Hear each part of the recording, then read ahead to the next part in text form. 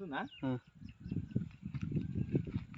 భారత స్వతంత్ర వజ్రోత్సవాల్లో భాగంగా 75వ స్వతంత్ర దినోత్సవ వేడుకల సందర్భంగా ఆలేరు నియోజకవర్గంలో మొత్తం ఎక్కడికక్కడ జాతీయ జెండాలు ఉండాల్సిన స్థానంలో స్థానిక ఎమ్మెల్యే గొంగిడి సునీత మహేందర్ రెడ్డి గారి ఫోటోలు, ఫ్లెక్సీలు, కటౌట్లు దర్శనం ఇవ్వడం దేనికి సంకేతం అని చెప్పి ఈ సందర్భంగా మేము ప్రశ్నిస్తున్నాం.